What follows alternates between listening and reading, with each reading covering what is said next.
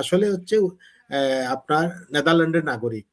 তিনি নেদারল্যান্ডের নাগরিক, নেদারল্যান্ড থেকে নিয়ে যাওয়া হয়েছিল এবং সেই দুর্নীতির বিভিন্ন দুর্নীতি অভিযোগ রয়েছে মানে তার সাথে সাথে অনেক উপদেষ্টার নামে কিন্তু দুর্নীতি অভিযোগগুলো রয়েছে। আমরা শুধু এক উপদেষ্টা না, আজকে কালকে বিশেষ করে শপথের আগ মুহূর্তে পর্যন্ত অনেক উপদেষ্টারই পাইলে যাওয়ার প্রস্তুতি নিচ্ছেন বলে আমরা সেই তথ্য পাচ্ছি। আজকে আমরা আমাদের সাথে যারা অতিথি প্যানেলে আছেন, আব্দুল সামাদ যিনি বাংলাদেশের কমিউনিস্ট পার্টির মার্কসবাদী সভাপতি, এবং আমাদের সাথে আছেন এই সময় সাহসী মানুষ এবং যিনি নিয়মিতই সাহস নিয়ে কথা বলেন, আমাদের সাথে আছেন লেখক, ব্লগার, রাজনীতি বিশ্লেষক, মানবাধিকার সংগঠক শেখ ফরিদ ভাই। আমি শুরুতে যাবো শেখ ফরিদ ভাই কাছে। ফরিদ ভাই, স্বাগত জানাচ্ছি আপনাকে।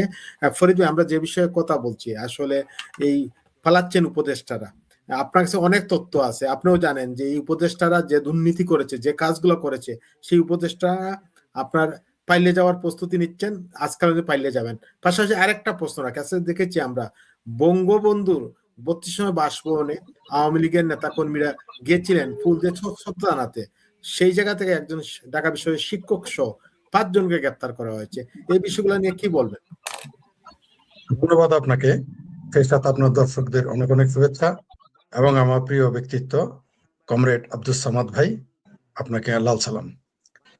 আসলে এরা তো পালাবেই, কারণ একই সাথে হলো এরা দুধের মাছি, এরা তো রাজনীতিবিদ না, এরা তো পালাবেই, স্বাভাবিক। এই যে আমরা যখন বলতাম যে এরা বিদেশি নাগরিক, যারা উপদেষ্টা এবং যারা উপদেষ্টাদের আশেপাশে যারা ঘুরে তারা বিদেশি নাগরিক, আজকে আমাদের হরিকোটায় যিনি নিয়োগ পেয়েছেন অপদেষ্টি হিসেবে, সেটা জানা নিজেই বললো যে নেদারল্যান্ডের লোক, নেদারল্যান্ড থেকে এসেছিলেন।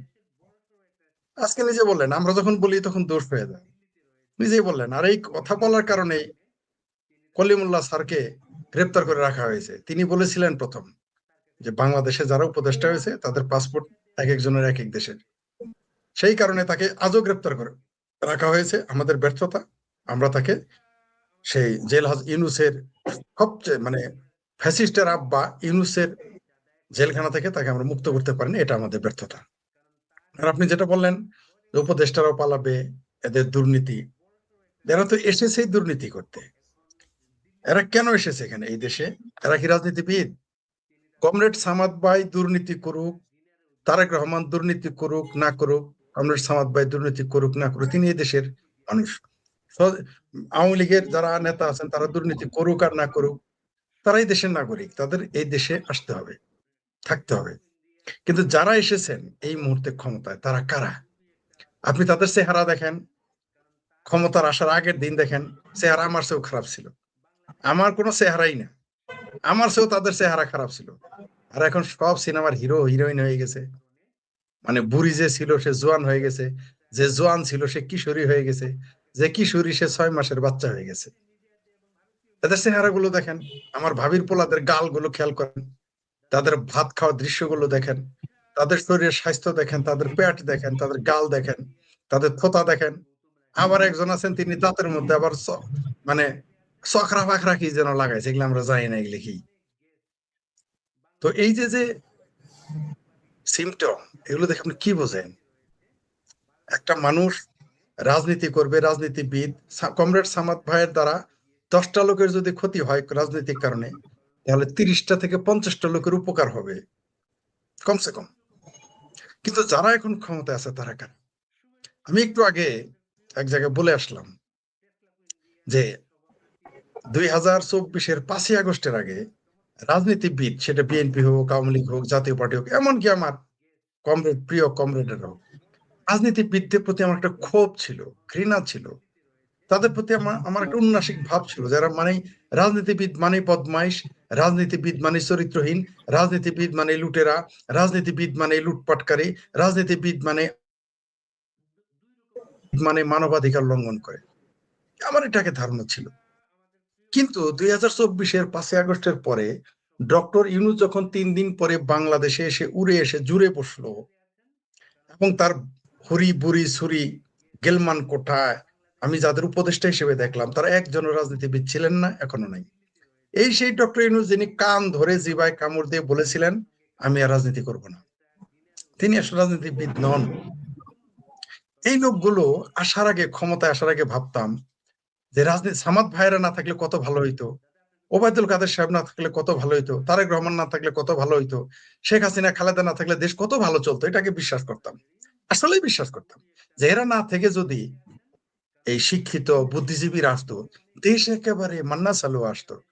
কিন্তু এরা ক্ষমতায় নেওয়ার পরে দেখলাম রবীন্দ্রনাথের সেই কথাটাই, যে দুর্বলের অত্যাচার, সবলের অত্যাচার সহা যায়, দুর্বলের অত্যাচার বড়ই অত্যাচার, এটা সহা বড়ই কঠিন। অর্থাৎ কেসকি বান্দির পোলারা যদি রাজা হয়ে যায়, তখন সেই দেশে থাকা কঠিন হয়ে যায়। এ ব্যাপারে চাণক্য নীতিতে আছে যে যেখানে উপদ্রব বেশি, সেই দেশ ত্যাগ করতে হয়। অনেকে আমাকে বলেন না আত্মগোপন কেন করেছি, ভাইজান আমরা স্টাডি করি, পড়ালেখা করি। প্রফেট মোহাম্মদ, আপনাদের বাংলাদেশে তো বিরোধী মুসলিম প্রধান দেশ, তাই বলে প্রফেট মোহাম্মদকেও কিন্তু হিজরত করতে হয়েছিল। আর চাণক্য নীতি আমি স্টাডি করি বাংলা ভাষায় না, ইংরেজি ভাষাতেও না, হিন্দিতেও না, সংস্কৃতি ভাষা পড়েই চাণক্য নীতি চর্চা করি। তো সেখানে একটা কথা আছে, তিনি বলেছেন যেখানে উপদ্রব হয়ে যায় সেখানে থাকতে হয় না। আর আমাদের জামাল ভৈরা ভাষায় বলে, যেই দেশে তেলের আর ঘিয়ের দাম সমান, ওই সমাজে ওই দেশে বাস করা যায় না। তো বাংলাদেশে এখন নাভি তার তারকার মান সমান, কেসকি বান্দির বলা রাজার মান সমান। আমি সামন্তবাদ দিয়ে কথা বলতেছি না, আমি তাদের আচরণের কথা বলতেছি। কমরেড সামাদ ভাই ভুল বুঝবেন না, কারণ আপনিও জানেন যে আমি সামন্তবাদে বিশ্বাস করি না। তো এটা আমি একটা শ্রেণীর বৈশিষ্ট্যের কথা বলতেছি এখানে। তো আমরা কি দেখলাম যে 17 বছর লেগেছিল 400 কোটি টাকার করতে একজন প্রধানমন্ত্রী পেয়েছে, এবং তাকে ক্ষমতাচ্যুত করা হয়েছে। অর্থাৎ তাকে প্রধানমন্ত্রী ক্ষমতাচ্যুত হয়েছেন, তার পিএসও ক্ষমতাচ্যুত হয়েছে। কিন্তু আমরা কি দেখলাম এই 17 মাসে, 17 মাস তো এখন 18 মাস, আমরা 7-8 মাসে দেখলাম 400 কোটি টাকার দুর্নীতি করেছে। যারা চলতো লোকাল বাসে, থাকতো শিবিরের মেসে, খাইতো শিবিরের মেসে, যারা ছিল জামাতিদের গেলমান, তাদের পিএসআর 150, 200, 400 কোটি টাকা মেরে দেয়। তাহলে ফলাফল কি দাঁড়াইলো? অর্থাৎ আমি যাদের গমসুর বলতাম, সামাদ ভাইয়ের মতো রাজনীতিবিদদের বলতাম এরা ভালো মানুষ না, এরা দুর্নীতিবাজ। তারেক রহমানের মতো রাজনীতিবিদদের বলতাম এরা দুর্নীতিবাজ, এরা কমিশন খায়, এরা হাওয়া ভবন বানায়। বিএনপি আওয়ামী লীগকে বলতাম এরা লুটেরা। কিন্তু এখন কি দেখলাম, সবচেয়ে ভালো ছেলে, ভালো মেয়ে, ভালো ভাতিজা, ভালো আপা, ভালো বুবু, ভালো ভালো মানুষগুলো এখন ক্ষমতায়। এই ক্ষমতায় যারা এখন আছে তারা কেউ ডক্টরেট, কেউ নোবেল লরিয়েট, আবার কেউ অবশ্য কেউ কেউ বলে কেউ মেট্রিক পাসও আছে। তো মাঝে মধ্যে তো দুই একটা ধানের সাথে চিটা যায়, সেই হিসেবে হয়তো গিদর ফারুকি পোস্ট দিয়ে উপদেষ্টা হয়ে গিয়েছিল। সে যাই হোক, তারপরে ধরে নিলাম আর সবাই তো উচ্চশিক্ষিত এবং ভদ্রলোক। ফলাফল কি দেখলাম, এ দেশটাকেই তারা বিক্রি করে দিল।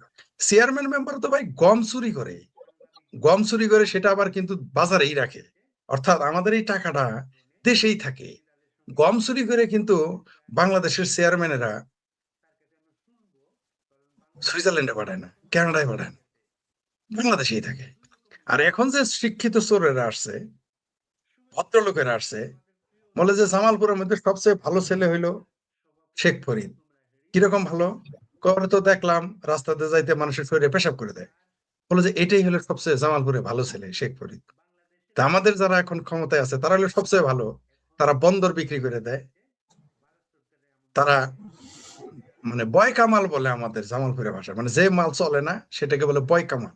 সেই বয় কামাল কেনার জন্য বিদেশিদের সাথে চুক্তি করেছে। আবার এমন কিছু কিছু চুক্তি করেছে যে তারা হাঙ্গা করেছে না, বিয়ে করেছে না, নিকা করেছে না, মুতাবিবাহ করেছে আমরা জানি না, সেই চুক্তি নামাই দেখতে দেয় না। আবার বলে এটা দেখানো যাবে না। তারা শিক্ষকদের বেতন বাড়াবে না, বলে এটা তাদের দায়িত্ব না। কিন্তু বাপ্পারাজের হেনা ভোট করার তাদের দায়িত্ব। বাংলাদেশে এখন আপনার এখানে তো সেন্সর দেওয়া আছে, আমিও তো এবার সামাদ ভাইয়ের মতো রাগ উঠে গেছে, আমার কিছু বলতে ইচ্ছা করে গালাগালি করতে, কিন্তু ভয় পাইতেছি। তো এই যে কোথাকার কোন থালিরি আজকে ধরে আনছে, যে বাংলাদেশের নাগরিক কিনা এই সংবিধান আমাকে নিয়ে আসছে আমাদের সংবিধান শিখাইতে।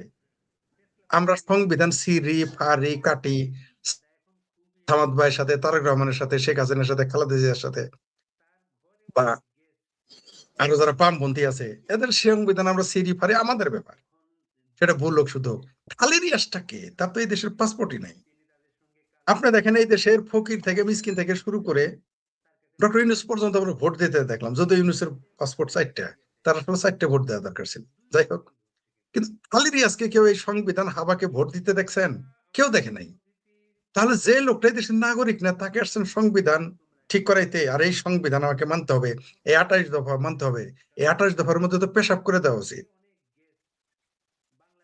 খালি রিয়াজ যে দেশের নাগরিক না, তাকে আইনা আসছেন আমার 30 লক্ষ মানুষের রক্তের বিনিময়ে অগণিত নারীর, যদি আমি দুঃখিত, অনেকে 2.5 লাখ বলেন, 2 লাখ বলেন, এই সংখ্যাটা প্লিজ বলবেন না, আমি দায়িত্ব নেই বলতেছি, যেখানে 30 লক্ষ মানুষ মেরে ফেলা হয়েছে, ধর্ষণ বুঝি 2.5 লাখ করা হয়েছিল, সেটা অগণিত।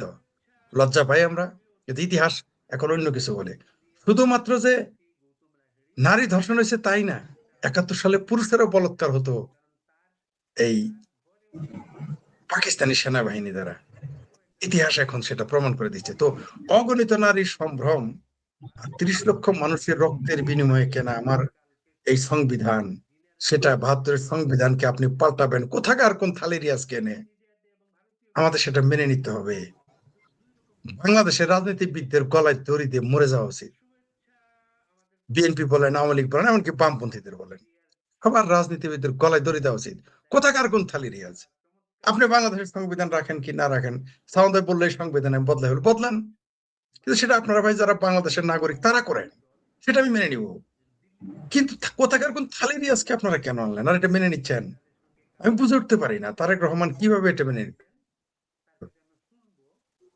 তারেক রহমান তাও তফসিল ঘোষণার পরে এসে তিনি ভোটার হয়েছেন, ভোটও দিয়েছেন, আমরা ছবিতে দেখলাম। যদিও বলা হয় যে আইনের ব্যত্যয় ঘটেছে। আজ পর্যন্ত আমি আমার বাচ্চার জন্ম নিবন্ধন পাই নাই, 50,000 টাকা খরচ করা শেষ, যেটার চার্জ হইলো 1200 টাকা। আমি শেখ ফরিদ পাই নাই এই 17 মাসে, এখন পাবো কিনা যাই না। কিন্তু তারেক রহমান এসে তফসিল ঘোষণার পরে নিজের জাতীয় পরিচয় পত্র বানাইছেন, ভোটার হয়ে গেছেন। যাই হোক, তিনি হবু প্রধানমন্ত্রী, তিনি করতেই পারেন, মেনে নিলাম কমরেড মঈনুদ্দিন খান বাদল সাহেবের ভাষায়। কারণ তার মার জন্য আমরা দেখেছি নির্দোষ ফাতেমাকেও হাজতে থাকতে হয়েছে। পৃথিবীর ইতিহাসের সবচেয়ে কলঙ্ক বাংলাদেশে ঘটেছে। কোন বুদ্ধিজীবী কথা বলে নাই আমি শেখ ফরিদ ছাড়া, কোন বুদ্ধিজীবী টেনে কথা বলে নাই, কোন সাংবাদিক কথা বলে নাই। কত বড় দাস বাংলাদেশের সাংবাদিকেরা, যে ফাতেমাকে জেলে দিল। পৃথিবীর কোন ইতিহাসে আছে যে একজন নির্দোষ লোককে দোষীর সাথে জেলখানায় রাখবেন? এটা আওয়ামী লীগ সরকারের আমলের সবচেয়ে নেককারজনক মানবাধিকার লঙ্ঘন ঘটেছিল, প্রকাশ্য দিবালোকে। এবং এর দায় শুধু আওয়ামী লীগের না, এর দায় এই দেশের বিচারপতি থেকে শুরু করে সবার দায়, বাংলাদেশের সাংবাদিক, বুদ্ধিজীবী, রাজনীতিবিদ সবার, মানবাধিকার সংগঠন সহ সবার। আপনি আমাকে বলেন, জেলখানায় থাকবে যারা জেলে সাজাপ্রাপ্ত আসামি, তারা সেবা দিতে পারে, কিন্তু ফাতেমাকে কেন খালেদা জিয়ার সাথে পাঠানো হয়েছিল এই কাজ পর্যন্ত কেউ কারো কাছে দাবি করে নাই, বলেও নাই। বরং আমি বললে আওয়ামী লীগেরও চুপ থাকতো, বিএনপিরা তো কথাই বলতো না।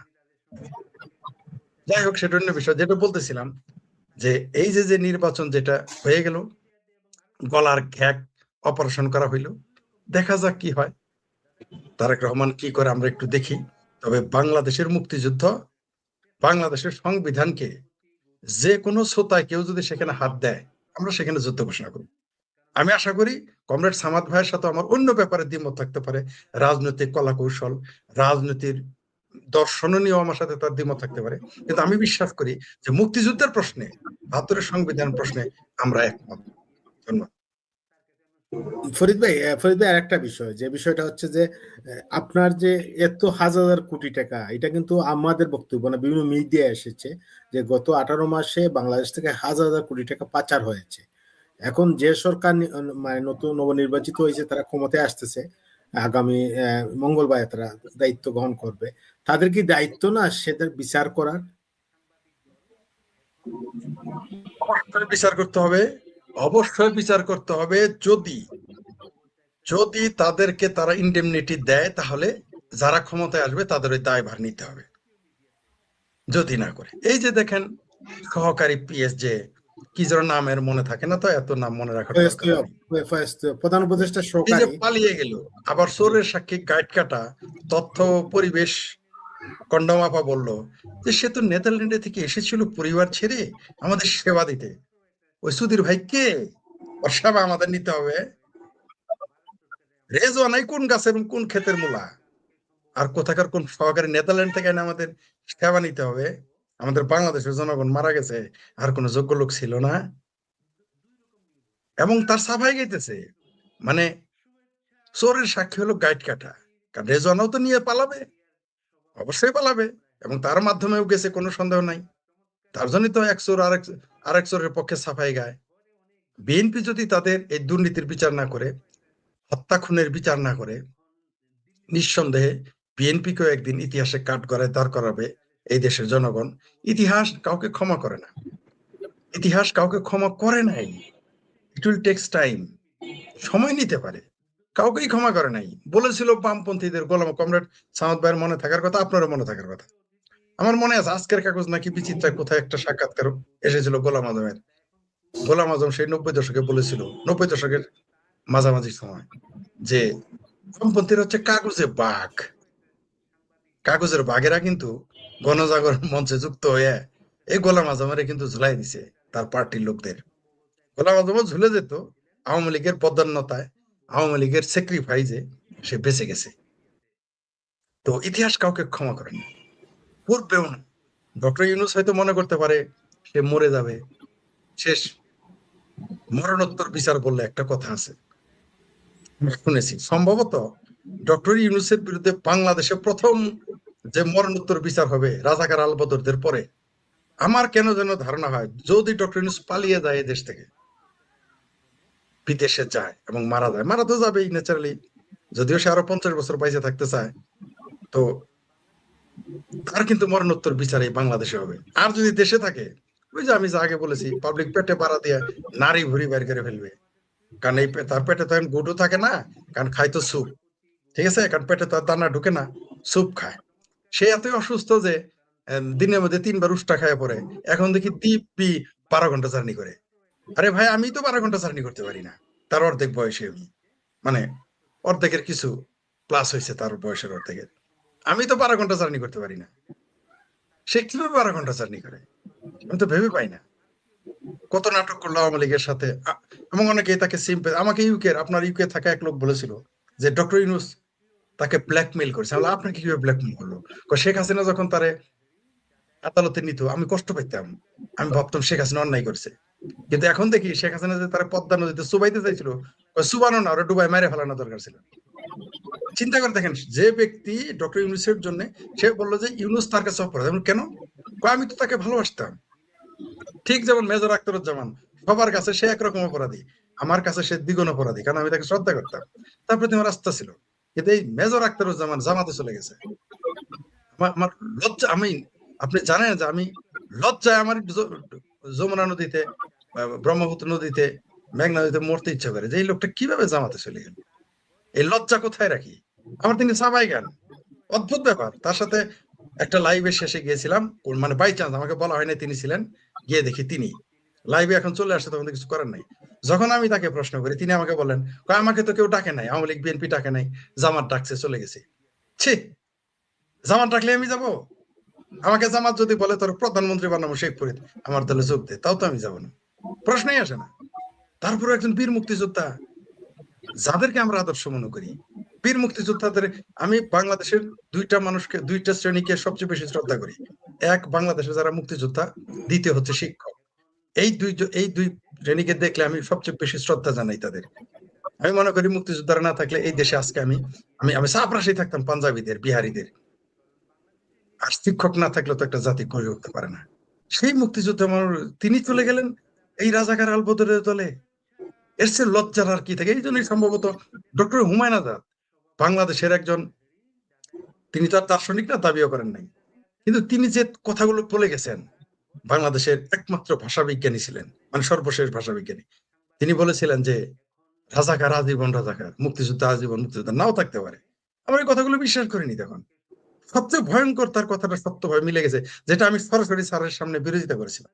স্যার বলেছিলেন যে এই দেশে একদিন, লেখার আগেই তিনি এটা কিন্তু পরে লিখছেন, তার অনেক কথা কিন্তু তার ভক্ত শুভাকাঙ্ক্ষী ছাত্রদের সামনে কথা বলতো, তার কলিগদের, পরে তিনি লিখতেন। তিনি একদিন আমাদের বলেছিলেন যে এই বাংলাদেশে কিন্তু মুক্তিযোদ্ধাদের বিচার করবো, আমরা হাসছিলাম। তারপর স্যার এটা বইতে লিখলেন, আমরা প্রতিবাদ করলাম যে স্যার আমরা আপনার ভক্ত, আমরাও তো এটা মেনে নিতে হবে। এটা কি করে সম্ভব যে বাংলাদেশে একদিন মুক্তিযোদ্ধাদের বিচার করবে মুক্তিযুদ্ধ বিরোধীরা?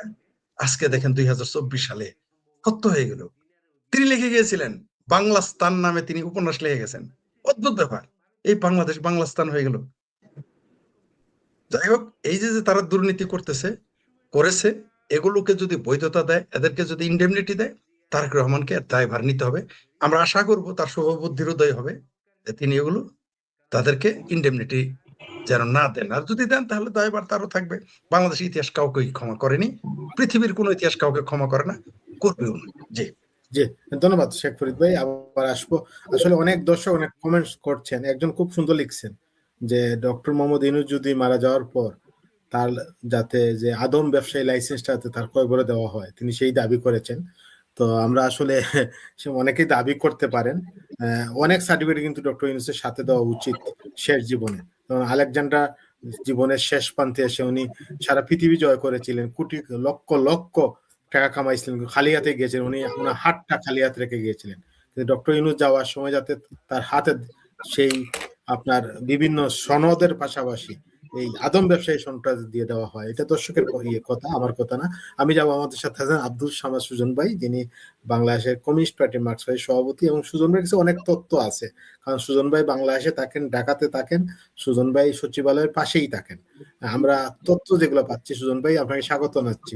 সুজন ভাই, আপনাদের তথ্য পাচ্ছি যে এক উপদেষ্টার যে মানে মর্যাদার যিনি প্রধান উপদেষ্টা সচিব ছিলেন ফয়েজ তৈয়ব, তিনি গতকালকে পালিয়েছেন, এবং বাকি উপদেষ্টা পালানোর পথ খুঁজছেন, বা আজকালকের মধ্যে বা আগামী মঙ্গলবার যে মানে শপথের সাথে সাথেই বা অনেকে পালিয়ে যেতে পারেন। এ বিষয়ে কি বলবেন সুজন ভাই? ধন্যবাদ রূপচান্দা, আপনাকে এবং আপনার প্রবাস দর্পণ চ্যানেলকে, এবং সহ আলোচক আমার অত্যন্ত প্রিয় কমরেড, উনি কথা বললেন প্রায় 26 মিনিট, আমি মনমুগ্ধ হয়ে শুনলাম। তো আপনার চ্যানেলের মাধ্যমে যারা এই অনুষ্ঠানটা শুনছে বা আগামীতে শুনবে, সবাইকে আমি শুভেচ্ছা জানাই, অভিনন্দন জানাই। নতুন একটা সরকার আমরা পাইতে যাইতেছি। আমার প্রথমে আপত্তি হলো আপনার হেডলাইনটার উপরে, যে আপনি লিখছেন যে উপদেষ্টারা অনেকেই নাকি পালাইতেছে। এখন কথা হলো কি, বাংলাদেশের অনেকেই সৌদি আরব যে কাজ করতেছে, কেউ লেবারের কাজ করতেছে, কে গৃহকর্মী হিসেবে কাজ করতেছে, বা আমি আরেকটু ওপর লেভেলে আনি, এই যে বাংলাদেশের আর্মিরা একটা মিশনে গেছে, ধরেন 20 জন 6 মাসের জন্য একটা মিশনে গেছে, তাহলে 6 মাস পরে তারা মিশনটা করে কিন্তু চলে আসতেছে। আমি আবার আরেকটু বলি আপনাকে, সোমালিয়ার একটা ডাকাতের চক্র আছে, সোমালিয়ায় ডাকাত, যারা এই সরকারকে মানে না, তারা প্রায় 6 মাসের খাবার নিয়ে নেয় তাদের নৌকা বা জাহাজে, নেওয়ার পরে তারা পাইতে থাকে, জাহাজে চলে যায়, ওরা একটা মিশরে যায় 6 মাসের 3 মাসের, মানে ওদের কর্মটা শেষ হইলে পরেই ওরা ফিরবে। তারপরে দেখা গেল যে 3 মাস 4 মাস 6 মাস ওরা কাজ করলো ওখানে। এই সোমালিয়ার এই ডাকাতরা ওরা কি করে জানেন, ওরা কিন্তু মাছ ধরে, ওরা 2-3টে যে জাহাজ থাকে, ওরা একটা মিশনে যায়, ওরা ডাকায়, কিন্তু ব্ল্যাকমেইলিং করার জন্য ওরা মাছ ধরে, জাল টাল একটু রাখে। তো যাই হোক, 6 মাস পরে ওনারা একটা আহার পেয়ে গেল, ওদের ওই ডাকাতি করে নিয়ে ওরা চলে আসলো। এখন এখানে আমি 3-4টা উদাহরণ দিচ্ছি আপনাকে। এখন আপনি যেটা নেন, যে এই যে একটা মিশনে বাংলাদেশ থেকে তারা গেছে, মিশন শেষ, তারা চলে আসতেছে, তাহলে ওই দেশের মানুষ তোমাদেরকে বলতে পারবে না যে তারা পালিয়ে যেতেছে? পারবে কি ফরিদ সাহেব, পারবে? আমাদের আর্মিরা মিশনে গেছে, ওরা ডাকাতি করতে গেছে, বা আমাদের আরো কিছু লোক 6 মাসের জন্য গৃহকর্মী কাজে গেছে 2 বছরের জন্য, কাজ শেষে যখন তারা চলে আসবে, ওই দেশের লোক কিন্তু বলতে পারবে না যে এরা পালিয়ে যেতেছে। এরা নিজ দেশে, ওদের ডাকাতি করা শেষ, ওদের মিশন শেষ, ওদের কাজ করা শেষ। এখন বাংলাদেশে যারা পালিয়ে যাচ্ছে, আমিও গতকালকে ফেসবুকে পোস্ট দিচ্ছি, একজন পালাইছে, আর কেউ যেন পালাইতে না পারে। এবং ঘটনা হলো কি, এরা নিজ দেশে ফিরে যেতেছে। এরা আসছিল একটা মিশন ভীষণ বাস্তবায়ন করার জন্য, সেটা তাদের হয়ে গেছে। সোমালিয়া ডাকাতিদের মতো এদের ডাকাতি করা শেষ, পাইন মেরে দিচ্ছে বাংলাদেশে। এখন এদের আবার ওই আমি আর শেখ ফরিদ সাহেব যতই চিল্লাই, এরা নির্বিঘ্নে চলে যাবে। এদের সেই নির্বাচনের আগেই তারা যখন দেশে ঢুকে তখনই ফাইনাল করা আছে এরা আবার ফিরবে কিভাবে, কে কোন হাত দিয়ে। আপনি আমি যতই বলি এরা সুন্দরভাবে চলে যাবে, দেখবেন এদের সেটা আগেই না হলে পারে এই নির্বাচনে তারেক জিয়া ক্ষমতায় আসতে পারতো না। সেটা কম্প্রোমাইজ হয়েছে এবং মানতে বাধ্য এরা সবাই। 2 নম্বর কথা। 3 নম্বর কথা হলো ডক্টর ইউনূস, এই যে অনেকে বলতেছে যে তাকে হয়তো প্রেসিডেন্ট করবে বা বাংলাদেশে একটা পদবি দিয়ে রাখবে, আমি চ্যালেঞ্জ করলাম, কি কারণে জানি না, এই লোকটাকে আমিও ভালোবাসি, কত সুন্দর ক্লিন শেভ করে। আজকে যখন আমি আসতেছিলাম বিকেল বেলা দেখলাম ওই বিশ্ববিদ্যালয়ের কিছু ছেলে পেলে আর বিশাল এক প্রতিকৃতি পুরাইতেছে। ও কিন্তু এখনো ক্ষমতায়, যারা পুরাইতেছে এরা না, এখন দেখে আসলাম পুরাইতেছে প্রতিকৃতি। তো সাংবাদিকরা প্রশ্ন করলো, দেখছেন? আচ্ছা, আমাদের ছোট ভাইয়ের নেতৃত্বে সব দেখলাম, আরো একজন তো না, সবাই এক জায়গাতে পুরানো শুরু হয়ে হ্যাঁ। আর এক জায়গাতে দেখলাম ডক্টর ইউনূসের প্রতিকৃতিতে ওই সবাই জুতা মারতেছে, জেল মারতেছে। এটাও কিন্তু টিএসসিতে একবারে শুরু হয়ে গেছে। এখন সাংবাদিকরা জিজ্ঞেস করতেছে যে উনি তো এখনো ক্ষমতায়, উনি যদি আপনাদের বিরুদ্ধে অ্যাকশন নাই, তারা জেলে যেতেও রাজি, মরতেও রাজি। এই লোকটা কি এমন ঘটনা ঘটেছে যে তাকে যদি তারেক জিয়া এই দেশে রাখে, তারা বাঁচাতে পারবে না, ট্যাকল দিতে পারবে না, তাকেই নিরাপদে চলে যেতে হবে এই দেশ থেকে, আমি নিশ্চিত। এখনো সে ক্ষমতায়। কি করছে সে মাত্র 18 মাসে?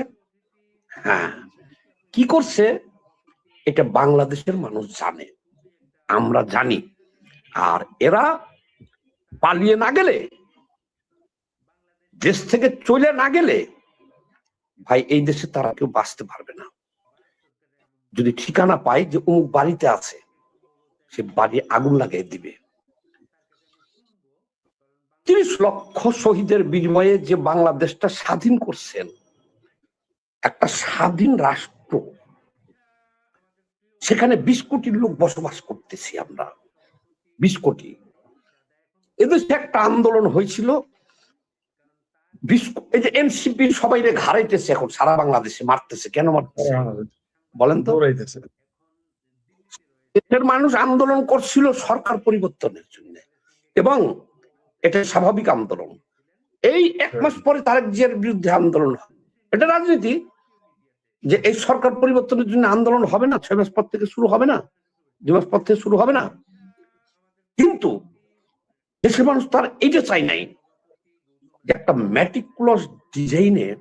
আচ্ছা, সবাইকে না ভোট দিতে বলছে, ওই যে কি আলী রিয়াজ, সে কি ভোট দিছে বাংলাদেশে? সে কিন্তু ভোট কই, সে ভোট দিছে? তা তো ভোটই নাই এদেশে। ভোট থাকলে সে দিল না কেন? সে আগে এসে না ভোট দিয়া তারপরে সে আমাদেরকে বলতো যে আপনারা না ভোট দেন। ব্রেনটা দেখেন। ঠিক আছে, শেখ হাসিনা সরকারের পতন হইল, খুব ভালো কথা। এই 20 কোটি মানুষের মধ্যে থেকে এই কয়জন লোক নাই, 8 জন 10 জন বা 20 জন লোক নাই?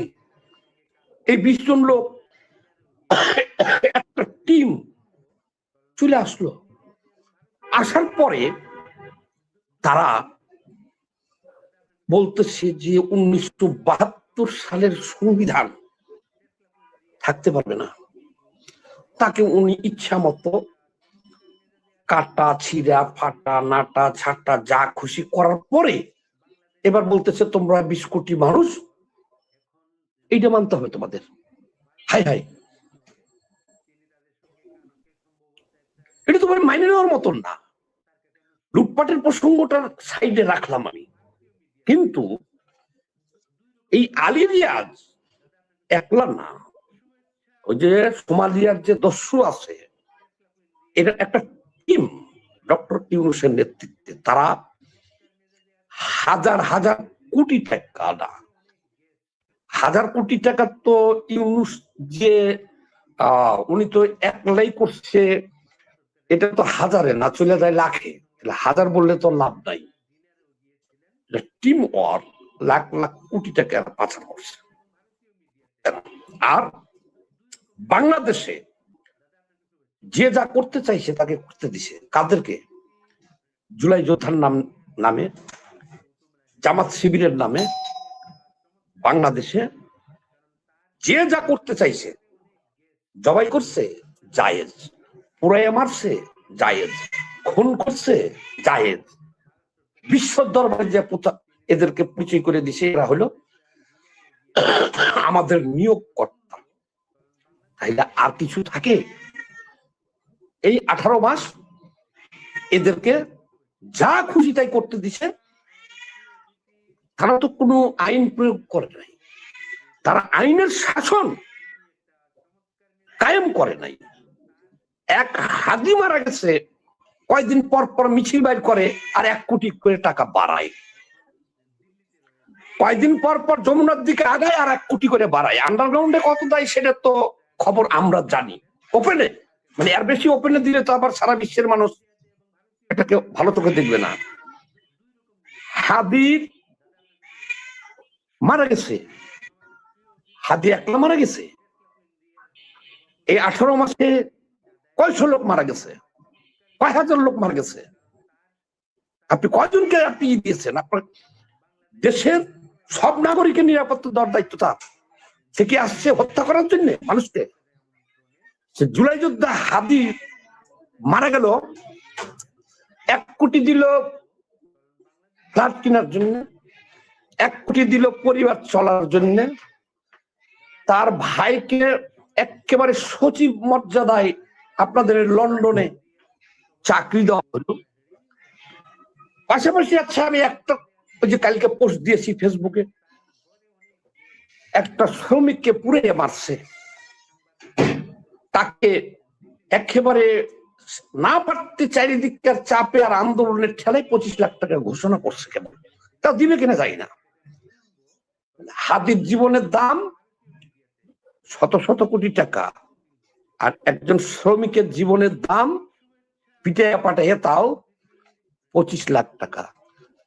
এখন কথা হলো কি, ডক্টর ইউনূস তো রাষ্ট্রপ্রধান হইতে চাইছিল, এ তো তারপরে আবার তওবাও করছিল। এখন তো 18 মাস উনি করলেন, বাপের বাটা তুমি দেশে থাকো, দিয়া তুমি তোমার এনসিপি নিয়ে মাঠে থাকো, সামনে বারো, দেখো কি হয়। এই জিনিসটা আমি একটা প্রশ্ন করে বলি আপনাদেরকে। একটা প্রশ্ন, দর্শকরা সেই প্রশ্নটা করতেছেন। আপনারা যারা রাজনীতিবিদ, বাংলাদেশের রাজনীতি করেন, হ্যাঁ, এই যে আপনার উপদেষ্টারা সবাই জানে যে এই উপদেষ্টারা দুর্নীতি করেছে, হাজার কোটি টাকা পাচার করেছে। এই টাকাগুলো কিন্তু সাধারণ মানুষের, বাংলাদেশের জনগণের। হাজার কোটি বলেন কেন আপনি? কমায় বলেন কেন আপনি? হাজার কোটি বলেন, লাখ কোটি বলেন, আপনি লাখ লাখ কোটি বলেন। হাজার কোটি তো ইউনূস প্রথম দিনই করছে অন্য জায়গায়। সুজন ভাই, যাই হোক, আপনার হাজার কোটি বলেন, লক্ষ কোটি বলেন, কোটি কোটি বলেন, আমার সমস্যা না। সমস্যা জনগণ প্রশ্ন রাখছে আপনার কাছে। আপনারা যারা রাজনীতিবিদরা আছেন, বাংলাদেশের পলিটিক্যাল পার্টিগুলো আছে, যারা জানে যে এই ডক্টর ইউনূস গংরা দুর্নীতি করেছে, তাদেরকে বিচারের দাবিতে আমরা আজ পর্যন্ত দেখি নাই। বিচ্ছিন্ন বিভিন্ন জনগণ বিভিন্ন কিছু পুরাচ্ছে, কিন্তু আজ পর্যন্ত দাবি উঠে নাই যে ডক্টর ইউনূসকে গ্রেপ্তার করো, তার উপদেষ্টা মন্ডলীকে গ্রেপ্তার করো এবং তাদের বিচার করতে হবে। এ নিয়ে কি আপনারা রাজনীতিবিদরা কোন কর্মসূচি দিবেন কিনা, এই বিষয়টা জনগণ জানতে চাচ্ছে। কি বলবেন সংক্ষিপ্ত প্লিজ? এটা তো ভাই এতদিন তো উনি ক্ষমতায় ছিলেন, আর আমরা কিছু বলি নাই কি কারণে? আমরা তারেক কোন রকম দেখেন না কইছে 1 2 3 4 তারেক জিয়ার অমুক কর, আমি আর পুরোটা না বলি, টিনের চালে কাউয়া। তারেক যে কি কইছে যে যা করবি কর, এই কেউ কথা বলো না, উত্তরই দিও না। আমরা তো ইউনূসকে এইভাবে রাখছি যে বাজার তুই যা নিবি নে, কোন রকম তুই বাংলাদেশটাকে আফগানিস্তান বানাইস না, অগো হাতে না দিয়ে তুই একটা নির্বাচনটা দে। যত ধরনের যা করছে, কেউ কিন্তু তারে বিগড়াই নাই, বিএনপিও না, আমরাও না। লুটপাট করতেছে দেখতেছি, তাও কইতেছি আব্বা তুমি নির্বাচনটা দাও, আব্বা তুমি দেশটা পাকিস্তানদের হাতে দিও না বাবা, তুমি নির্বাচনটা দাও। আর সে ক্ষমতায় ছিল। এখন তো ভাই বিচারের দাবিতে অনেক কিছুই হবে এবং অলরেডি শুরু হয়ে গেছে। আমরাও চাই, জনগণ আমরা তো চাই, আর জনগণ তো নেমে পড়ছে রাস্তায় অলরেডি। সবচেয়ে মারাত্মক যে জিনিসটা আমি আপনাদেরকে বলি, যে এই জিনিসটা সেন্টিমেন্টে লাগছে বাংলার জনগণের, যে আলী রিয়াজ সহ জনাভিষেক লোক এসে রাষ্ট্রীয় ক্ষমতায় বসলো, এরপরে তারা বলতেছে, এই 20 কোটি মানুষকে বলতেছে তোমরা এমনি চলবা, এমনি চলবা, এমনি চলবা, উচ্চ কক্ষ করে দিলাম, নিম্ন কক্ষ করে দিলাম, এইটা 30টা ভাগ করে দিলাম, এমনি এমনি এমনি চলবে। আরে ভাই তুই কে ভাই? তোরা কোথা থেকে আসলি, আবার কোথায় চলে যাবি? তোকে কথায় আমরা 18 কোটি লোক মানতে তো বাধ্য না। এই জিনিসটা কিন্তু প্রেস্টিজে লাগিয়ে গেছে অনেক সবার, বিশাল ব্যাপার। আর মাঝখান থেকে তারা একটা বিশাল হরিলুট করে ফেলছে।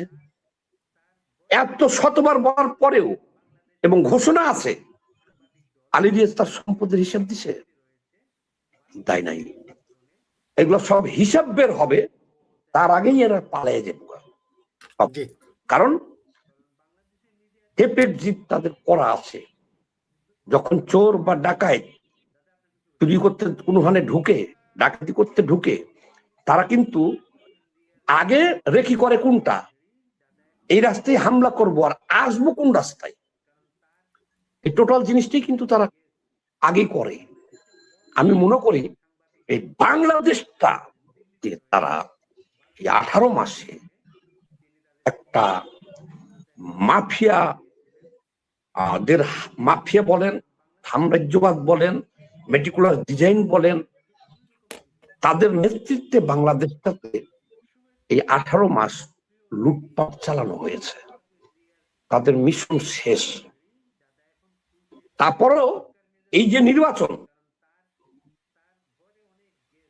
78-80টা আসন পাইব জামাত বাংলাদেশে, আমরা তো নির্বাচন দেখছি না, হেড পাস করতে, আক্তার পাস করতে, মানে এই নির্বাচনেও যে 80টা আসন দিয়ে গেল জামাতকে, ফের নির্বাচন হইলে ভাই 20টার উপরে আসন তারা পাবে না। আমি চ্যালেঞ্জ করলাম, সেটাও তো তাদেরকে দিয়ে গেল। কিন্তু এই জাতির ভাগ্য ভালো, ক্ষমতাটা তাদের হাতে দেওয়ার কথা ছিল, ক্ষমতাটাই দেওয়ার কথা ছিল, কিন্তু একটা ভেজাল লেগে যাওয়াতে ম্যাটিকুলার ডিজাইনটা আট করতে হয়েছে তাদের।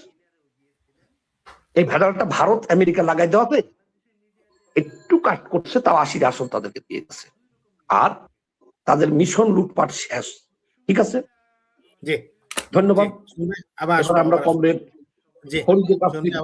ধন্যবাদ সুমন ভাই। আমরা আসলে আমি যাবো শেখ ফরিদের কাছে। ফরিদ ভাই, আজকে আওয়ামী লীগের আমরা দেখলাম ধানমন্ডিতে একজন ঢাকা বিশ্ববিদ্যালয়ের শিক্ষক সহ 5 জনকে গ্রেপ্তার করা হয়েছে। একটা প্রশ্ন, অনেকেই এই প্রশ্নটা সকাল থেকে আমার মেসেজ করছেন যে ভাই কি দরকার ছিল, আওয়ামী লীগ তো এতদিন তো নীরবই ছিল, কি দরকার ছিল আজকের দিনে গিয়ে আপনার বঙ্গবন্ধু ইয়েতে মানে শ্রদ্ধা আনাতে হবে? আর 2 দিন ছিল, এই ইউনূস সরকার তো এখনো আছে, এখন তো পুলিশ বাহিনী আছে, কেন গিয়ে এই নির্যাতনের শিকার হচ্ছে? আমরা এটা নিন্দা জানাই, পুলিশ ঠিক করে নাই, কিন্তু এত উৎসাহ কেন? আমরা মুন্সিগঞ্জে দেখতেছি, আমরা আবার মানে আওয়ামী লীগ অফিস খুলে মানে বিভিন্ন জায়গায় মিছিল করতেছে। ঠিক আছে, এটা করেন, কিন্তু ডক্টর ইউনূস তো এখনো ক্ষমতায়, যারা আপনাদেরকে গত 18 মাস নির্যাতন করলো, এটা কি বোঝা উচিত না? আরেকটা প্রশ্ন করি ভাই, যে আওয়ামী লীগ কি ফিরবে কিনা? আর আমরা যেটা সুজন ভাই শেষের দিকে বললেন যে অনেকেই বুঝতেছেন না বাংলাদেশে কি হয়ে গেল, যে ভারত কি করতে পারে। আপনার ভারতের প্রধানমন্ত্রী মোদি আসবেন শুনে আজকে মাথা খারাপ হয়ে গেছে দেখলাম এনসিপি নেতাদের। মোদি আসতেছেন না, কিন্তু তাদের মাথা খারাপ হয়ে যাচ্ছে।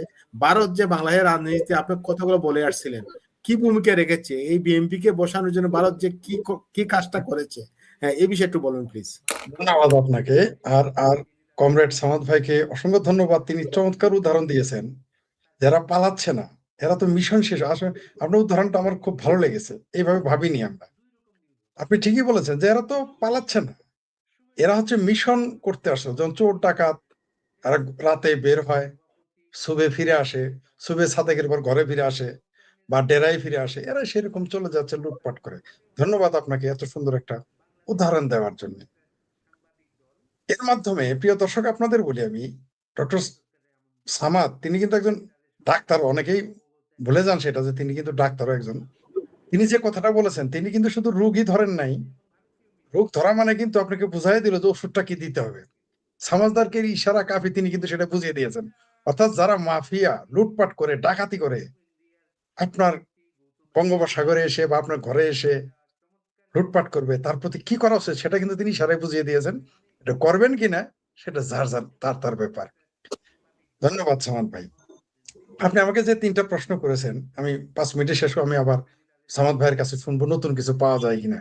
আমি আবার কপি করতে পারি ভালো, এটা থেকে মোটামুটি আমি আবার মোটামুটি ওটাকে ভাব সম্প্রসারণ ভালোই করতে তফসিল করতে পারি।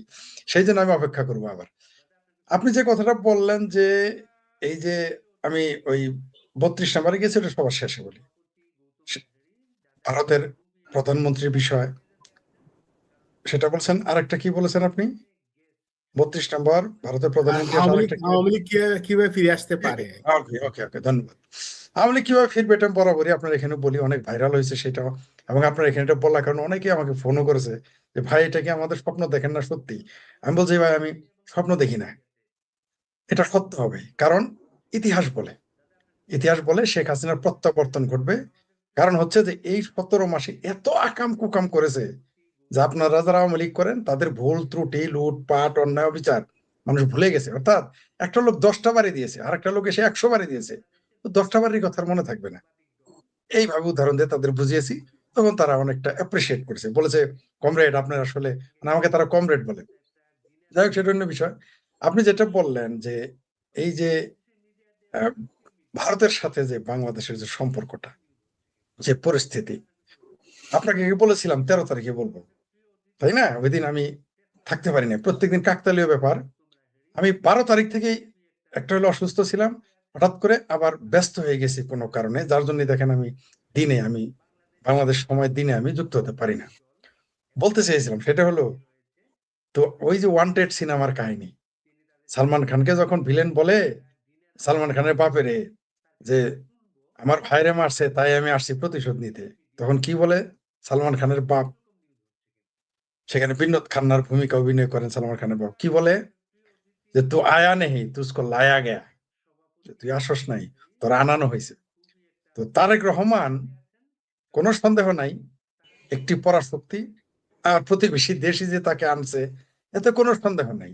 আর কমরেড সামাদ ভাই যেটা বললেন এটা সত্য। আরেকটা কথা তখন বলতে ভুলে গেছিলাম, যে আসলে তারেক রহমান আসার আগেই এই সমস্ত লুটপাটকারীদের, এই অপদেষ্টাদের, হরি বরি সরি গেলমান কাটায় যারা এই যে মাফিয়া হয়েছে, পাইরেট হয়েছে, এদের এক্সিট দেওয়ার চুক্তি করেই তারেক রহমান এসেছে, এটাও সত্য। পাশাপাশি আমি যেটা বলে থাকি, এই জামাতি বান্দর খেতানের জন্য, তাড়ানোর জন্য, এদের উষ্ঠানের জন্য বিএনপি নামক হনুমানকে মাঠে নামানো হয়েছে, কোনো সন্দেহ নেই। আমেরিকায় নামিয়েছে, ভারতে নামিয়েছে, কারণ তারা চিন্তা করছে এই মুহূর্তে আওয়ামী লীগকে ক্ষমতায় আনা যাচ্ছে না বা যাবে না বা আনতে চাচ্ছেও না। কমরেড জসিমউদ্দিন মন্ডল একটা কথা বরাবরই বলতেন, তখন আমি ছাত্র ইউনিয়ন করতাম। তিনি বলতেন, মনে রাখবা, তৃতীয় বিশ্বের কোন নেতার বাবার ক্ষমতা নাই যে বিশ্ব ব্যাংক, ওয়ার্ল্ড IMF, তারপর মার্কিন সাম্রাজ্যবাদের দালালি ছাড়া তারা টিকতে পারে না। শেখ হাসিনা কিন্তু বিশ্বব্যাংকের বিরোধিতা করেছিলেন, তার জন্য কিন্তু তাকে ক্ষমতাচ্যুত হতে হয়েছে। কোনো সন্দেহ নাই, পদ্মা ব্রিজ তিনি বলেছিলেন নিজের অর্থায়ন করবেন, এই কথাটা তার জন্য কাল হয়ে গিয়েছিল। আমরা যে যাই বলি, আমি তখন দীপু দীপুমণি পররাষ্ট্রমন্ত্রী ছিলেন আওয়ামী লীগের, তাকে আমি ওই নিউজটা পড়ার পর খুবই শ্রদ্ধা করি। তিনি তার হাতের বালা, তার বালাকে খুলে ফেলতে বলা হয়েছিল। আমেরিকার প্রেসিডেন্টের সামনে যাবেন, শেখ হাসিনা গিয়েছিলেন, পররাষ্ট্রমন্ত্রী ছাড়া তোর মিটিং হয়নি। তিনি বলেছিলেন আমি বালা খুলে যাব না। তারা বলেছিল নিরাপত্তা জনিত কারণে বালা নিয়ে যেতে দিবে না, মানে তার চুরি নিয়ে যেতে দেবে না।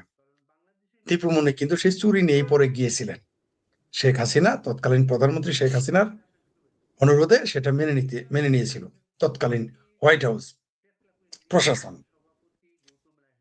এখানে তিনি বলেছিলেন এটা আমার বাঙালি সংস্কৃতি, আমি খুলবো না। এবং তিনি তার যেটা ওই যে জাহাইদুর রহমানের বাসা হ্যাডাম তিনি দেখিয়ে দিয়েছিলেন। আরেকটা হচ্ছে শেখ হাসিনা হ্যাডাম দেখিয়েছিলেন পদ্মা ব্রিজের সময়, যেটার জন্য খুব ক্ষোভ ডক্টর ইউনূসের, যেটার জন্য খুব ব্যথা বিএনপির। কত বড় ব্যাককল হলে একটা বাণিজ্য মন্ত্রী বলে, কমরেড সামাদ ভাই, আপনার ছাত্রের ছাত্র, তার ছাত্র মানে রাজনৈতিক ছাত্রের কথা বলি, তারাও জানে, মানে আপনার তৃতীয় সারির যে ছাত্র, মানে আপনার 3 জেনারেশনের যে আপনার কাছে রাজনীতি শিখেছে, সেও জানে যে ব্রিজ মানে হইলো একটা দেশের উন্নয়নের বাটখারা। যেখানে ব্রিজ মানে তারা মনে করছে পুল, ব্রিজ মানে যে যোগাযোগ দেশের এই প্রান্ত থেকে ও প্রান্তে, এতে দেশের লাভ হয়। কিন্তু আমাদের বাণিজ্য উপদেষ্টার মতো একজন বিশিষ্ট ব্যবসায়ী হয়েও তিনি কিভাবে বললেন চাউলের দাম বাড়ে? এই হলো আমাদের দেশের অবস্থা। অথচ এটা আপনার তৃতীয়, আপনার মানে 3 সারির ছাত্রও জানে, মানে আপনার রাজনৈতিক ছাত্রও জানে যে এই তথ্যটা ভুল। তো এই হচ্ছে আমাদের দেশ।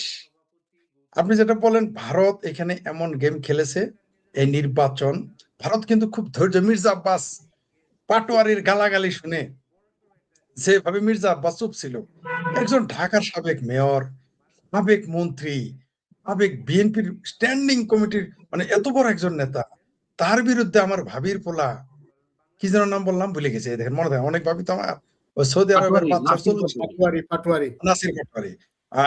আমার ওই যে সৌদি আরবের বাচ্চারা যেমন তার 40টা 45টা করে বিবি থাকে, তো বাচ্চার নাম মনে রাখতে পারে না, আমার ওরকম ভাবির পোলা অনেক ভাবি তো আমার নাম মনে রাখতে পারি না সামাদ ভাই, বুঝছেন? তো পাটোয়ারি নাকি ফাটোয়ারি মির্জা আব্বাসের যেভাবে খোঁচাইছে, মির্জা আব্বাস তাতে কামড় দিয়ে পড়েছিল শুধু এই 12 তারিখের জন্য।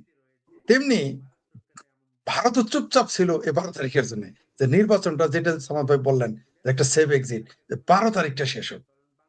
এরা জানে না যে ভারত কি গেমটা খেলবে।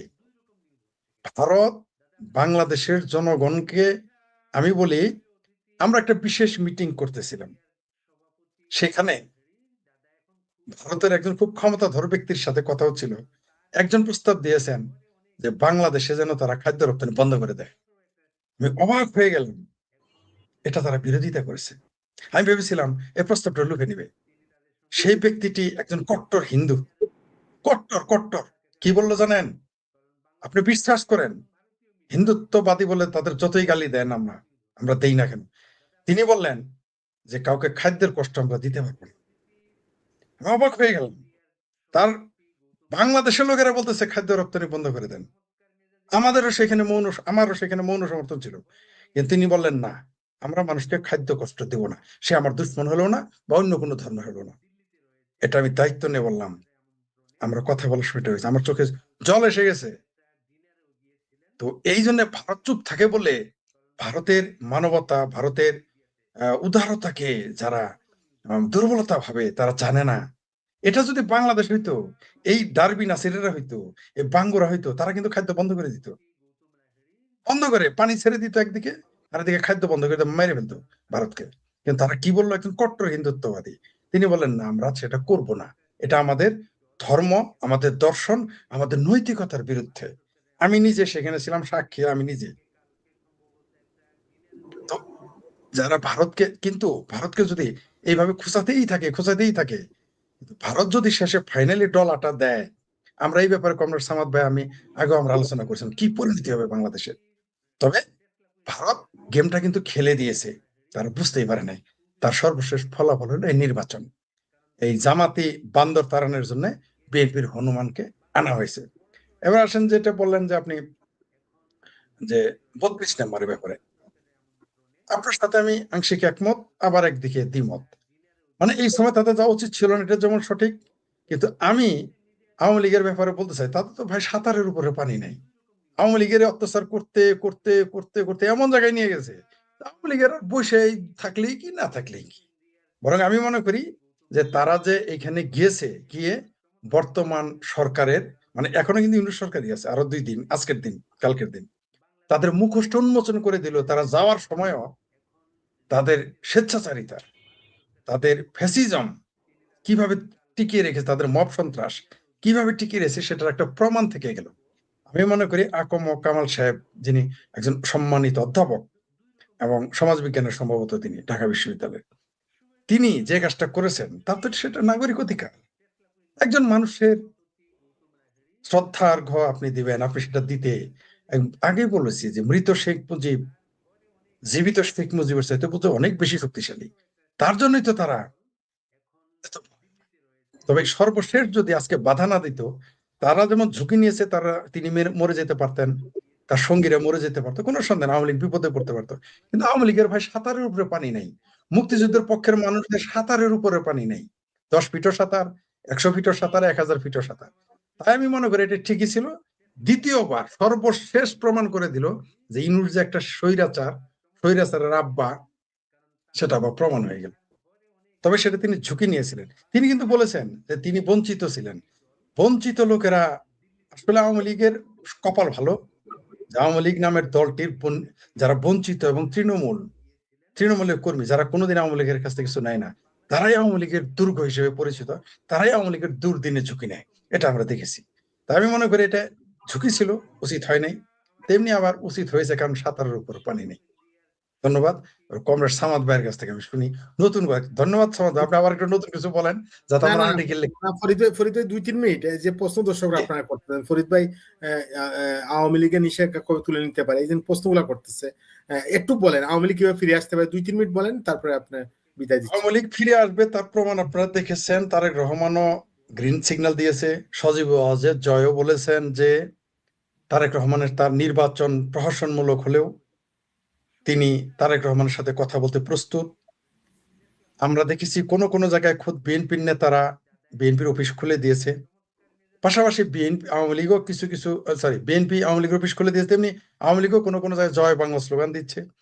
আওয়ামী লীগ যে ফিরে আসবে তার সর্বশেষ প্রমাণ তো পরশু দিনে আপনারা পেয়েছেন। 4-5 জন দিনমজুর, তারা ওইখানে গিয়ে স্লোগান দিয়েছে, জয় বাংলা স্লোগান দিয়েছে, জাতীয় সঙ্গীত গেছে, পতাকা উড়িয়েছে। এর মানে তো আওয়ামী লীগ আসতেছে, আওয়ামী লীগ আসবেই, মামলা করে দিলেই তো শেষ। আপনি কোন আইনে আওয়ামী লীগকে নিষিদ্ধ করেছেন? কোর্টে গেলে এই মামলা টিকবে? কমরেড সামাদ ভাইয়ের বিরুদ্ধে যদি তার দল নিষিদ্ধ করি, আমি তার মার্ক্সবাদী দলকে নিষিদ্ধ করে দিই, কোর্টে গেলেই তো কালকেই খুলে দিবে। আর বাংলাদেশ আওয়ামী লীগ যে দলটি বাংলাদেশকে জন্ম দিয়েছে, আর সেই ছাত্রলীগ যে ছাত্রলীগ আওয়ামী লীগকে জন্ম দিয়েছে, আপনি তাকে নিষিদ্ধ করবেন, কোর্টে ওটা টিকবে? ফিরে আসবে। আর তারেক রহমান যদি তার ক্ষমতাকে দীর্ঘস্থায়ী করতে চান, নিঃসন্দেহে এবং অদূর ভবিষ্যতে বিএনপি নিষিদ্ধ না করা দেখতে চান, তাহলে অবশ্যই তাকে বাংলাদেশ আওয়ামী লীগ ছাত্রলীগের উপর যে নিষিদ্ধের একটা খড়গ ঝুলিয়ে রাখা হয়েছে, এটা তুলে আনতে হবে। তা না হলে আগামীতে জামাত তো থাকবে না, এই দেশে জামাতের অস্তিত্ব থাকবে না। আপনি নিশ্চিত থাকেন, এই দেশে জামাতের, অনেকেই মনে করতেছেন, ওই যে কমরেড সামাদ ভাই বলেছেন, কোনো সন্দেহ নাই তাদের অনেকগুলো আসন দেওয়া হয়েছে, এদের অস্তিত্ব বিলীন করে ফেলবে বাংলাদেশের জনগণ। আর যদি তারেক রহমান বা বিএনপি আওয়ামী লীগের প্রতি সদয় না হয়, আওয়ামী লীগের প্রতি সিম্প্যাথি না দেখা এবং নিষিদ্ধ রেখে দেয়, তাহলে এটা বিএনপির জন্য ক্ষতিকর হবে। তার চেয়ে বড় কথা, বাংলাদেশের রাজনীতিতে এটা ক্ষতি বয়ে আনবে। সুতরাং আওয়ামী লীগ যে ফিরে আসবে এটা স্পষ্ট দেখা যাইতেছে। কারণ বাংলাদেশের যে অর্থনৈতিক অবস্থা, বাংলাদেশের যে কূটনৈতিক অবস্থা ভালো না, না অর্থনৈতিক অবস্থা ভালো, না কূটনৈতিক অবস্থা ভালো। সুতরাং বোঝাই যাচ্ছে যে আওয়ামী লীগ আসবে। এবং আমি যেটা আগেও বলেছি এখনো বলি, যে শেখ হাসিনার যে প্রত্যাবর্তনটা ঘটবে, সেটা সকল কিছুকে পিছিয়ে ফেলে দিবে। এমনকি আমি বঙ্গবন্ধু প্রত্যাবর্তনের সাথে তুলনা করতে চাই না, কারণ ওই প্রত্যাবর্তনের সাথে কোনো প্রত্যাবর্তন তুলনা হয় না, যদি আরো 10 গুণ হয়। কিন্তু তারপরে যেটা বাংলাদেশের ইতিহাসে সবচেয়ে বেশি মানুষের সমাগম ঘটবে, সবচেয়ে বেশি পরিচিতি পাবে ইতিহাসে, সেটা হচ্ছে শেখ হাসিনার প্রত্যাবর্তন, সেটা তিনি প্রধানমন্ত্রী হিসেবেও আসেন বা বিরোধী বা তিনি সাধারণ আওয়ামী লীগের সভানেত্রী হিসেবে আসেন, যেভাবেই তিনি আসেন তার প্রত্যাবর্তনটা হবে ঐতিহাসিক। এবং দেখতে পারবেন, যেটা আমি আগেও বলেছি এখনো বলি এবং আমি শুরুতেই বলেছি, সেটা যে শুরুতে মানে আমি বারবার বলে আসছি, আপনার চ্যানেলও কয়েকবার বলেছি যে বাংলাদেশ বিমানবন্দরে তাকে জায়গা দেওয়া যাবে না, ওই বিমানবন্দর থেকে আপনি বাড়াইতে পারবেন না, 3 দিন আটকে থাকবে। তাই তাকে সংবর্ধনা দিতে হবে টঙ্গী ইজতেমা ময়দানে, এছাড়া কোনো বিকল্প নাই। এবং বাংলাদেশের ইতিহাসে কিন্তু সংবর্ধনা দিলে পরে কিন্তু মানুষ চলে যায়। আমি চ্যালেঞ্জ দিয়ে বললাম আপনাকে, শেখ হাসিনার প্রত্যাবর্তন যে ঘটবে এবার ওই টঙ্গী ইজতেমায় 72 ঘন্টা লোকজন বসে থাকবে, শেখ হাসিনা যাইতে পারবে না, সংবর্ধনা গ্রহণ করতে হবে, এটা মনে রাখেন আপনারা। ধন্যবাদ। জি, ধন্যবাদ। কৃতজ্ঞতা ফরিদ ভাই, অনেক ব্যস্ত সময় দেওয়ার জন্য। আমি যাবো আব্দুল সামাদ সুজন ভাইকে। সুজন ভাই, আসলে আমরা আসলে যে উপদেষ্টাদের নিয়ে কথা বলছি, দুর্নীতির কথা বলছি, মানে একজন এখানে লিখছেন যে আওয়ামী লীগের অনেক আইনজীবী ডক্টর ইউনূস সহ তার উপদেষ্টাদের বিরুদ্ধে মামলা করবেন বিএনপি শপথ নেওয়ার সাথে সাথে। আপনি যেহেতু দীর্ঘদিন রাজনীতির অভিজ্ঞতা রয়েছে, যেদিনই শপথ নেবে তা এখন সেদিন হয়তো বাংলাদেশে হাজার হাজার আওয়ামী নেতা রাজপথে ডক্টর ইউনূসের বিচারের দাবিতে নামতে পারে, সাধারণ মানুষও নামতে পারে, কারণ অনেক ক্ষতি হয়ে গেছে। এ বিষয়ে কি বলবেন?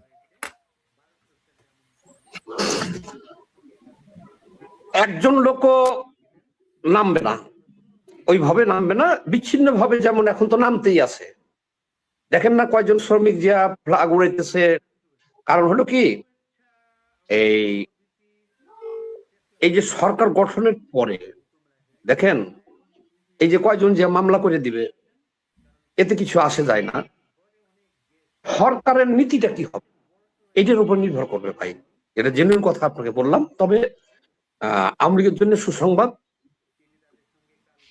রাজাকার সাইজ হবে এবং তারেক জিয়া বা বিএনপি তারা চায় না, আদতেও চায় নাই তারা আওয়ামী লীগ নিষিদ্ধ করতে।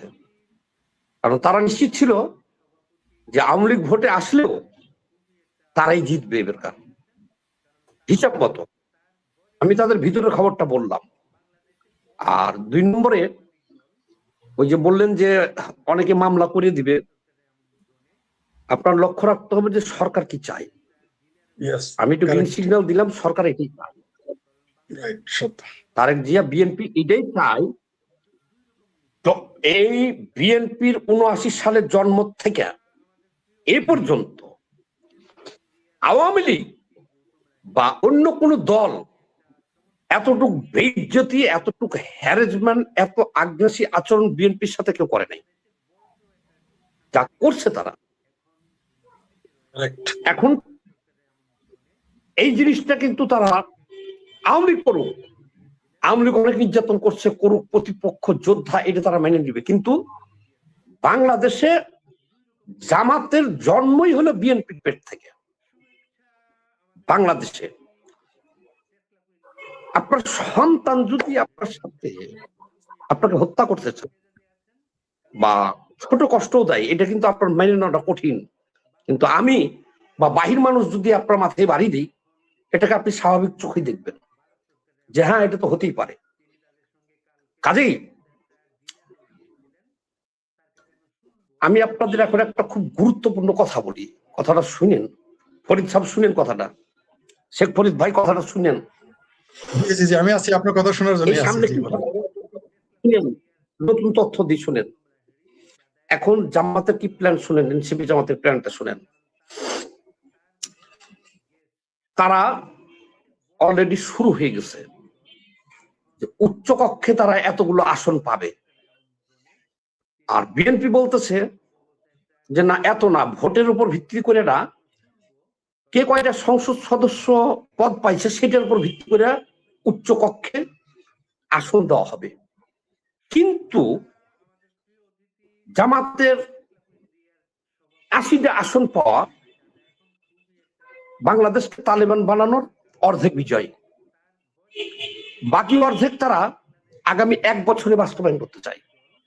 কিভাবে চায়? বিএনপি যে সমস্ত নোট অফ ডিসেন্ট দিয়ে রাখছে, এগুলো তো তারা বাস্তবায়ন করবে না, এগুলো তারা বাস্তবায়ন করবে না। কিন্তু জামাত এনসিপি তারা চাচ্ছে এগুলো বাস্তবায়ন সব করতে হবে, জুলাই সনদের এগুলো সব অবশ্যই বাস্তবায়ন না করলে ঘোষণা দিয়ে দিছে তারা রাজপথে যাবে। 6 মাস যে ক্যাচালটা লাগবে সংসদের মধ্যেও পিটাপিটি হইতে পারে, মারামারি হইতে পারে, খুন খারাপি হইতে পারে সংসদে যাওয়ার লগে লগে। এখানে একটা বিশাল ক্যারফা আছে। জামাত এনসিপির প্ল্যান হলো তারা হাদি মঞ্চ জাগ্রত করবে, যে জুলাই সনদ যেগুলো লেখছে এটি বিএনপি মানতে পারবে না, তখন তারা জুলাই যোদ্ধাদের নিয়ে এই জামাত শিবির রাজাকার তারাই তো বিভিন্ন নামে খুলে রাখছে, এই 11 দলীয় জোট একটা ভীষণ আন্দোলনে যাইব এই সংবিধান সংশোধন নিয়ে, জুলাই সনদ সংশোধন নিয়ে, আইন পাস করা নিয়ে, উচ্চ কক্ষ নিয়ে, যেগুলো আলী রিয়াজ লিখে দিয়ে গেছে। আগেই তো তারা নোট অফ ডিসেন্ট দিয়ে রাখছে অনেক, কিন্তু এটা এই 11 দলীয় জোট মানবে না। হাদিমল জাগ্রত হইতেছে, শিবির জাগ্রত হইতেছে। আমি মনে করি বর্তমান যে প্রশাসন আছে এটা দিয়া এই আন্দোলন এদেরকে ট্যাকেল দেওয়া বিএনপির জন্য দেখবেন একটা কঠিন সমস্যায় হয়ে যাব। পরিশেষে আমি আপনাকে বলি, একজন লোক ছিল খুব ঋণগ্রস্ত হয়ে গেছে, একবারে ওর বাড়িতে আইছে সবাই, কে কি টাকা পাবি আয় আমি দিব, ডাকছে সবাই। একদিন বাড়িতে থাকি না, পলাতক, একদিন আসে আইসে সবাই, ও কয় 10,000 পাবো, ও কয় 20,000 পাবো, 3 লাখ, আর কি পাবি, আর কি 1-150 লোক লিখছে। কয় কোন শালাই আমার কাছে আগে স্বীকার করছিল, দেখো তুই 10,000 পাবি, তুই 5,000 পাবি, তুই 20,000 পাবি, এখন থেকে শত শত লোক কোন শালাও আমার কাছে 1 টাকাও পাবি না। এক কথাই কোন ডকুমেন্ট আছে তোর কাছে? আমি তো স্বীকার করছিলাম 2-3 জন পাবি, কেউ পাবি। এখন বিএনপি এই পথে যাইতে হবে, না হলে